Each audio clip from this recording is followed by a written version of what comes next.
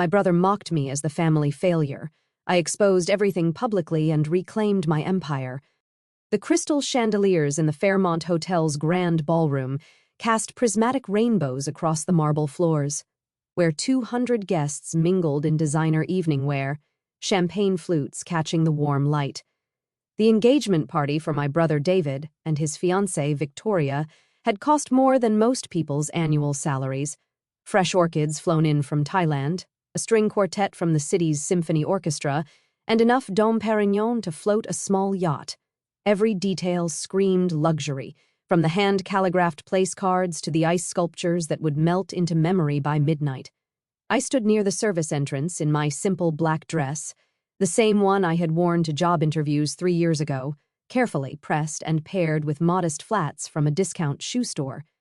While the other guests sparkled in diamonds and designer gowns, I blended into the background like furniture, invisible to everyone except the catering staff, who occasionally nodded at me with professional courtesy.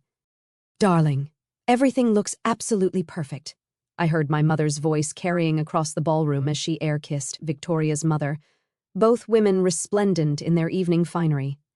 Mom wore her newest Valentino gown, the one she had bought specifically for tonight's celebration, while her 3-carat diamond earrings caught the light with every animated gesture. "We're so thrilled to welcome Victoria into our family. David has such wonderful taste." Dad stood nearby in his custom-tailored tuxedo, his Patek Philippe watch glinting as he gestured toward the bar setup.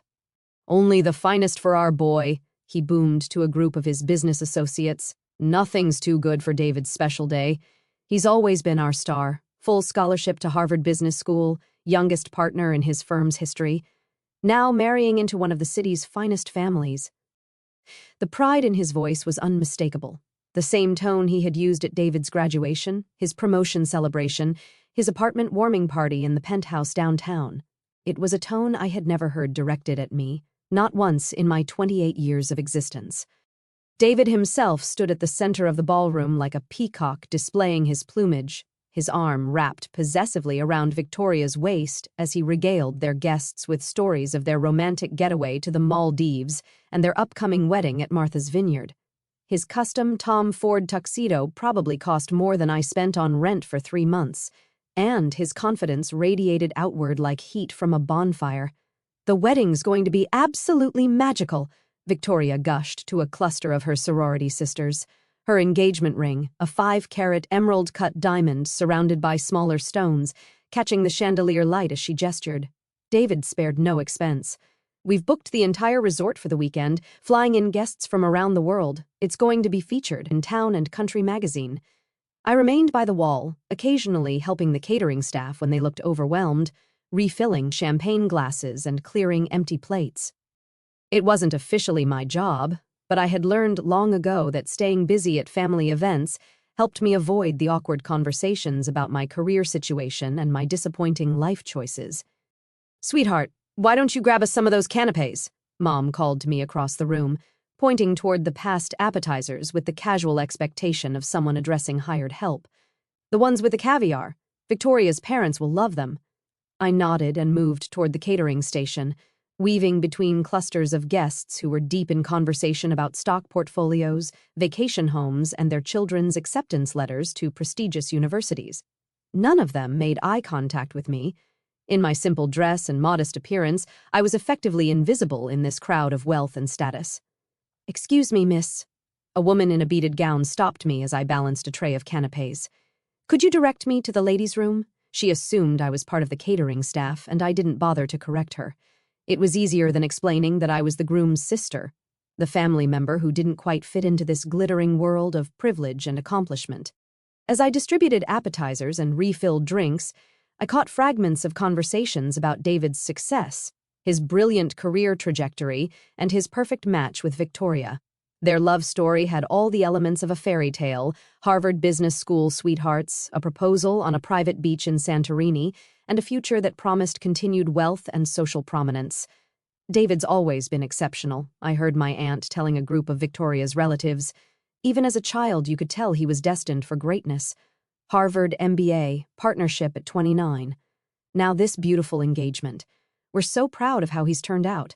The unspoken comparison hung in the air like expensive perfume.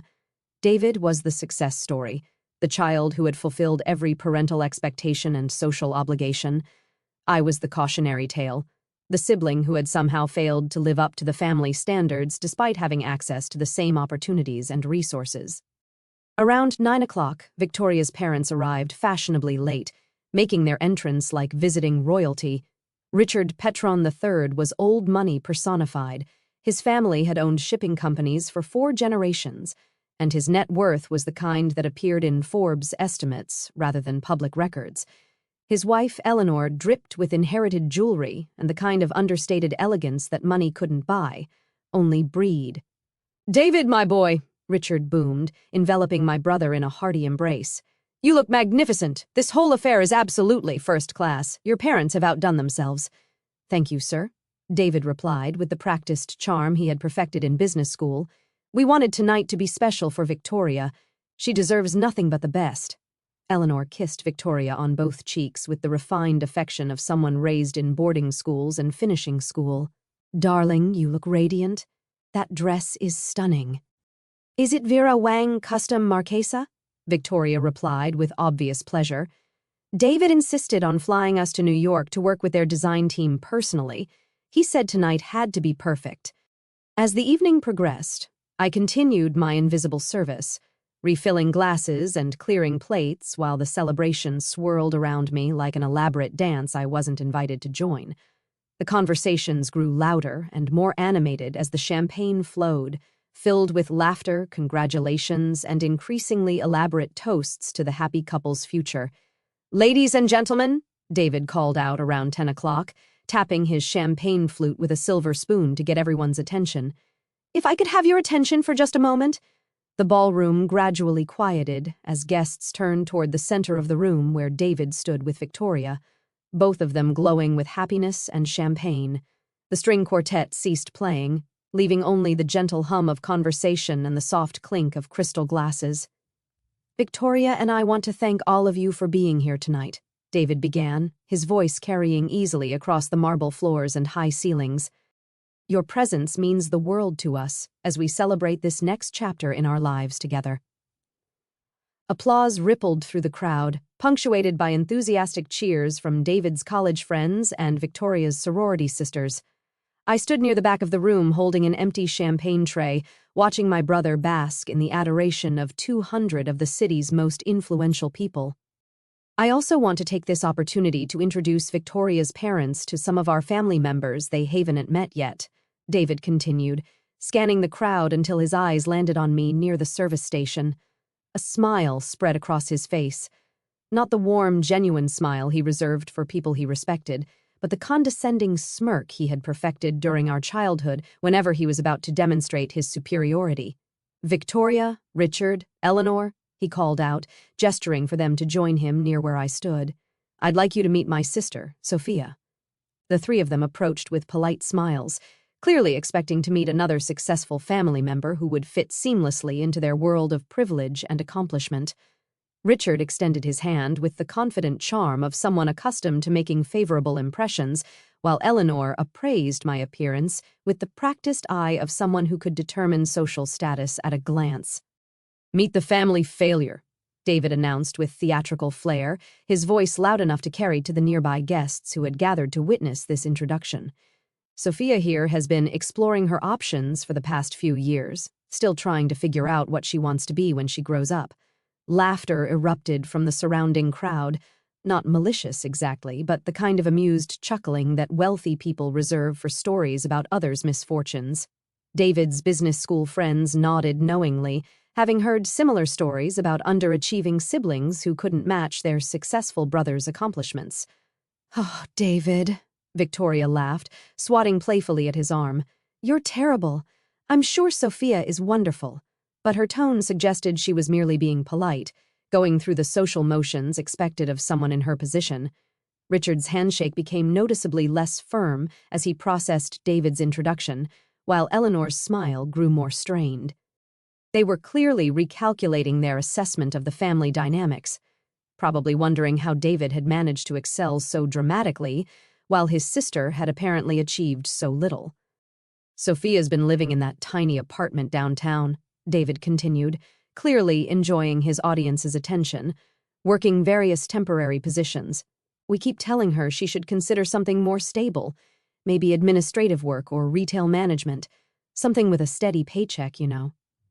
More laughter rippled through the crowd, and I felt my cheeks burning with humiliation. Several guests had pulled out their phones to capture videos of David's speech, probably planning to share highlights on social media later. I stood there holding my empty tray, feeling like an exhibit in a museum of family disappointment. She's always been the artistic type, Mom added helpfully from across the circle, her voice carrying the kind of fond exasperation parents use when discussing children who haven't lived up to their potential. Very creative, very idealistic. We thought she'd outgrow it eventually, but you know how some people are about following their dreams instead of being practical. Dad nodded sagely, as if my presence had reminded him of an ongoing family problem he had been trying to solve. We've offered to help her get settled in something more traditional, maybe accounting or human resources. David has connections at several firms that might be willing to give her a chance despite her unconventional background. The condescension in their voices was suffocating. Here I was being discussed like a charity case in front of 200 of the city's elite, my own family painting me as an object of pity and disappointment. The catering staff, I noticed, had stopped their work to listen, probably grateful that someone else was providing the evening's entertainment. Well, Eleanor said diplomatically, everyone finds their path in their own time. I'm sure Sophia will discover what's right for her eventually. Her tone suggested she thought that discovery was long overdue and unlikely to involve anything particularly impressive. David was clearly enjoying himself, basking in the contrast between his own success and my apparent failure. This is his engagement party, his moment to shine, and he had effectively used me as a prop to make himself look even more accomplished by comparison. The thing is, he continued, warming to his theme, Sophia's always been convinced she's going to be special somehow. You know the type, big dreams, unrealistic expectations. Meanwhile, the rest of us are out here in the real world, building actual careers and contributing to society. Victoria's sorority sisters nodded sympathetically, clearly familiar with stories about family members who couldn't get their lives together. Several of David's business colleagues exchanged knowing looks, probably thinking about their own disappointing relatives who had failed to achieve professional success. Maybe she'll figure it out eventually, Victoria said with the kind of charitable optimism that wealthy people display when discussing less fortunate individuals. Some people are just late bloomers, I suppose. The phrase late bloomer hung in the air like a diagnosis. At 28, I was apparently still waiting for some kind of delayed maturation that would finally allow me to join the ranks of productive, successful adults like everyone else in this ballroom. Sophia's always been a bit different, David explained to Richard and Eleanor, as if my eccentricity were a mild mental health condition that the family had learned to manage. Marches to the beat of her own drum, you might say. Never quite understood the value of conventional success or financial stability. As the laughter and condescending comments continued to flow around me, I noticed Victoria pulling out her phone to check something.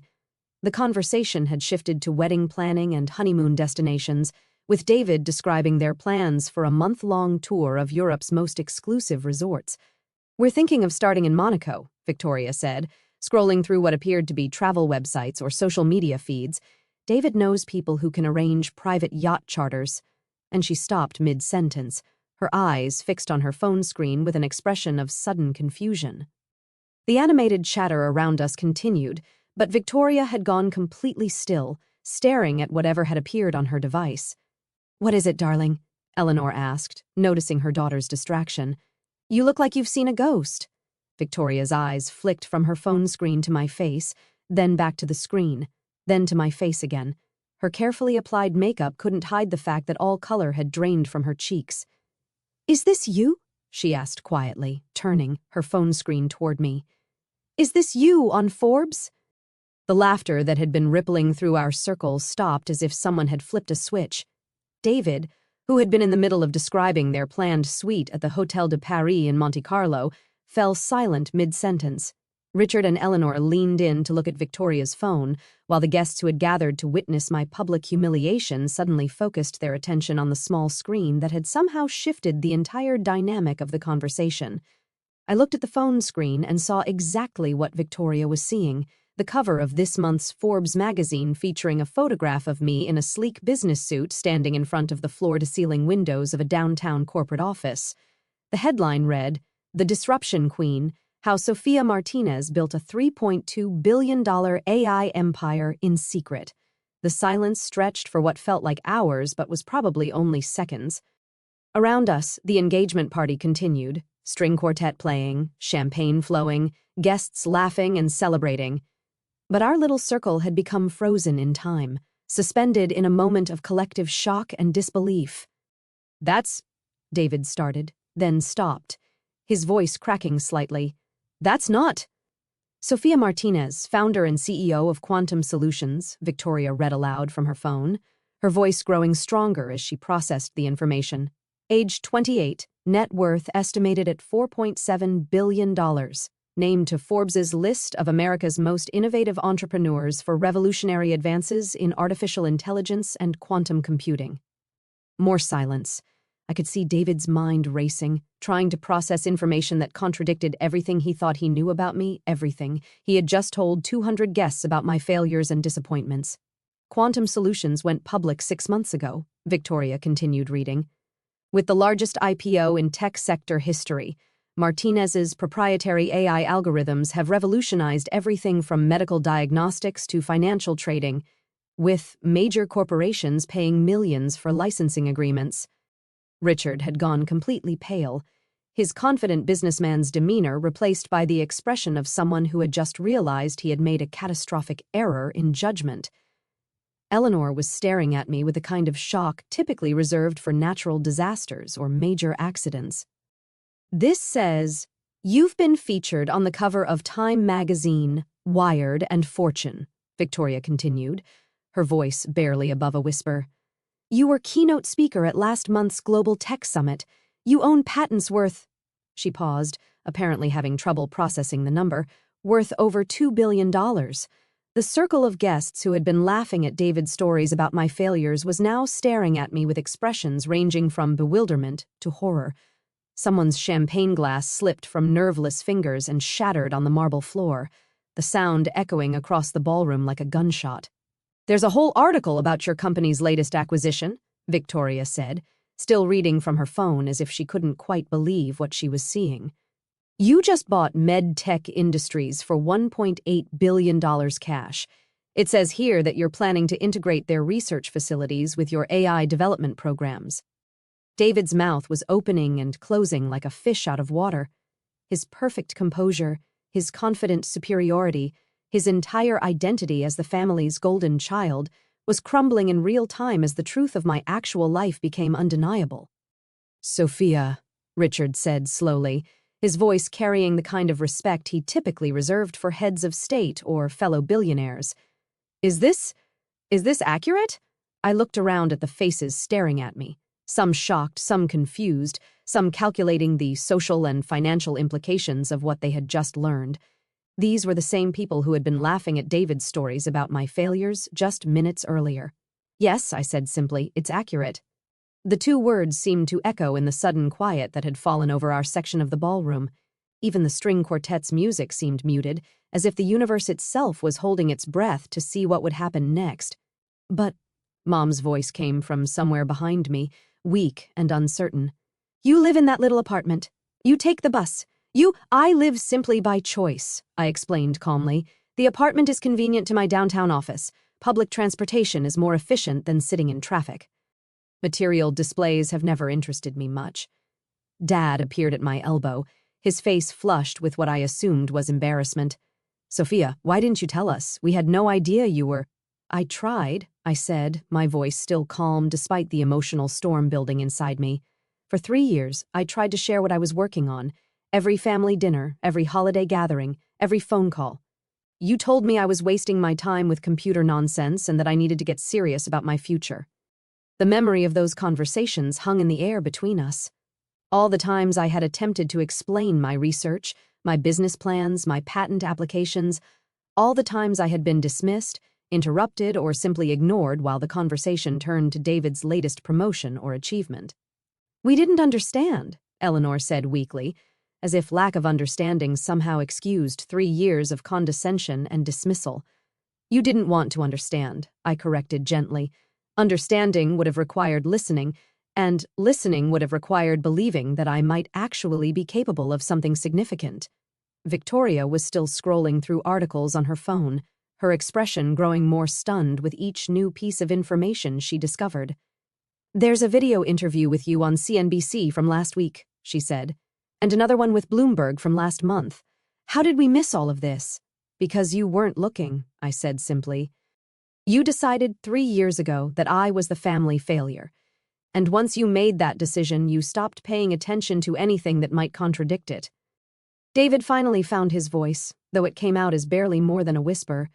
"Forbes estimates your net worth at $4.7 billion. That's conservative," I replied. "It doesn't include the value of my private holdings or the intellectual property portfolio that's not directly tied to quantum solutions. The actual number is probably closer to $6 billion, but I don't really track it that closely." $6 billion. The number seemed to ricochet around our circle like a pinball, bouncing off shocked faces and confused expressions. For reference, David's annual salary at his prestigious firm was probably around $300,000, respectable by most standards, but a rounding error compared to what I had built. "Your quantum computing breakthrough," Richard said, clearly trying to process the technical implications alongside the financial ones.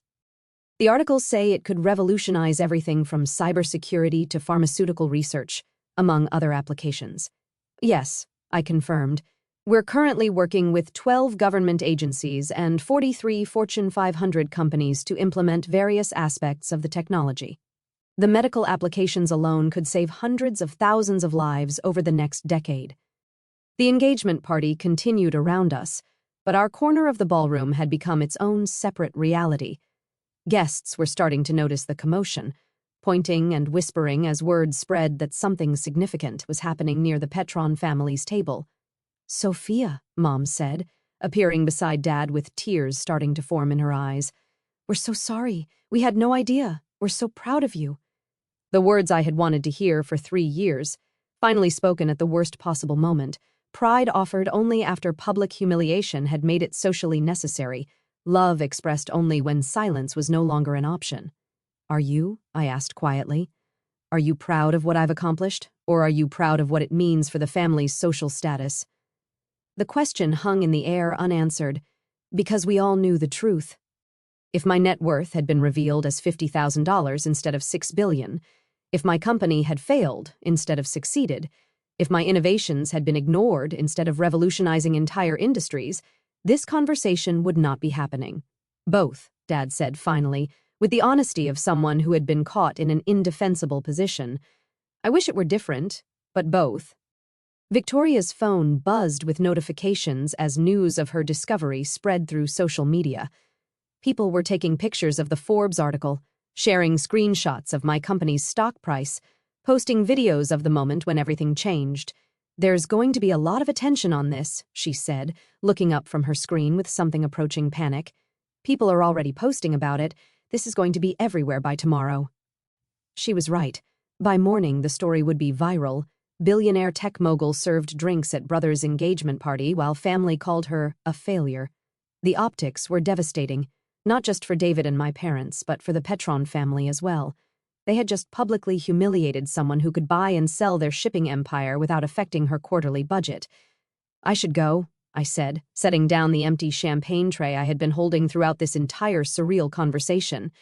"Congratulations on your engagement, David." "Victoria, I hope you'll be very happy together." "Wait," David called out as I started to walk away. "Sophia, we need to talk. We need to figure out how to handle this situation." I stopped and turned back to face him one last time.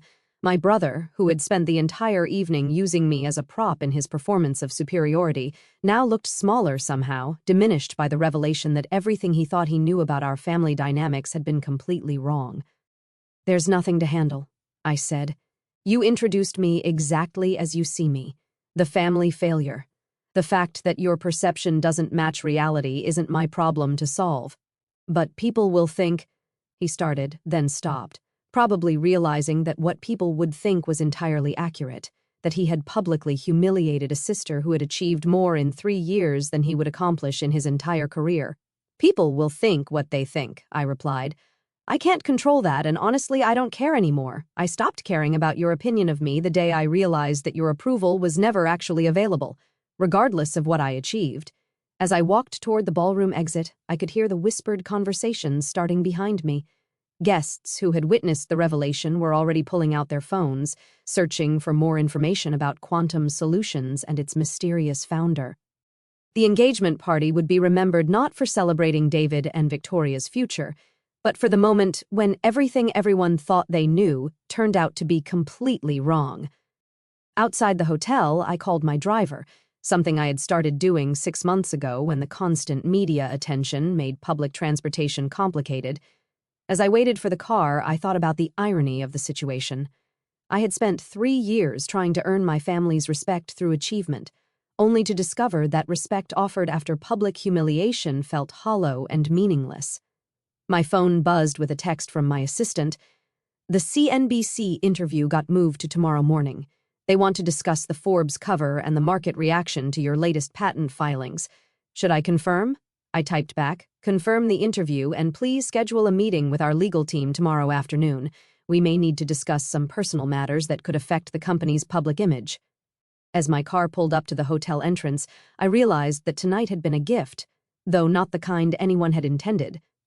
For 3 years, I had carried the weight of my family's disappointment, wondering if maybe they were right about my choices and priorities. Now I knew with absolute certainty that their opinion of my worth had never been based on my actual accomplishments or potential. They hadn't seen my success because they hadn't wanted to see it. They had needed me to be the failure in order for David to be the star. My role in the family narrative had been predetermined, and no amount of achievement would have changed that dynamic until external forces made it impossible to maintain. The drive back to my apartment gave me time to process what had happened and what would happen next.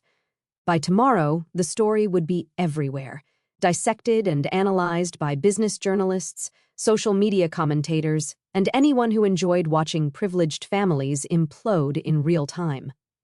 David's engagement party, which was supposed to be his moment of triumph, would instead become a case study in how assumptions about success and failure can be completely divorced from reality. Victoria would have to decide whether she wanted to marry into a family that had just demonstrated such spectacular judgment failures in front of 200 influential witnesses. And I would continue building the future I had been working toward for 3 years, but without the emotional burden of seeking approval from people who had never been capable of offering it authentically. My phone rang as the car pulled up to my building. The caller ID showed David's number.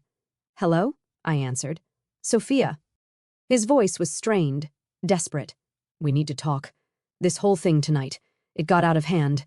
We can fix this. We're family." "Are we?" I asked quietly. "Because for 3 years I've been trying to figure out what family means to you. Tonight, I think I finally understand." "It means we stick together," he said quickly. "It means we support each other. It means we work through problems instead of walking away." "Where was that philosophy when I was working 16-hour days to build my company?" I asked. "Where was that support when I was trying to share my excitement about breakthrough patents and revolutionary technology? Where was that family loyalty when you introduced me as the family failure to 200 people?" Silence on the other end of the line. "I know we made mistakes," he said finally, "but we can fix this. We can make it right. Some things can't be fixed, David," I replied. "Some damage is permanent." Tonight wasn't a mistake. It was the inevitable result of 3 years of choices you all made about how to treat me. "So, what happens now?" he asked, and I could hear genuine fear in his voice. "What happens to us? What happens to the family?" I looked up at my building, the tiny apartment that David had mocked, which was actually a penthouse I had bought for cash because I preferred privacy to ostentation. "I don't know," I said honestly. "I guess that depends on whether you're capable of change, or if tonight was just damage control." "Give us a chance," he pleaded. "Give us a chance to show you that we can do better." "I've been giving you chances for 3 years," I replied. "Tonight was your chance to see me clearly without any agenda or ulterior motive. Instead, you chose to humiliate me in front of strangers for entertainment. That tells me everything I need to know about who you really are." I ended the call and rode the elevator to my penthouse, where floor-to-ceiling windows offered a panoramic view of the city's skyline. Down below, the lights of offices and apartments stretched to the horizon, representing millions of people pursuing their own versions of success and happiness. For 3 years, I had built an empire while living in the shadows of my family's expectations. Tomorrow, that would change. The Forbes cover had made my success impossible to ignore or dismiss, but it had also made something else clear: the approval I had been seeking was never worth having in the first place. My phone buzzed with another text, this time from my head of public relations. Twitter is exploding. #engagement party reveal is trending. The stock is up 12% in after-hours trading. Should we issue a statement? I set the phone aside without responding and looked out at the city lights. Tomorrow would bring new challenges, new opportunities, and new questions about how to balance public success with private relationships. But tonight, for the first time in 3 years, I felt completely free from the weight of other people's opinions about my worth. The family failure had become a billionaire tech mogul, and the only thing that had really changed was everyone else's willingness to pay attention to what had been true all along.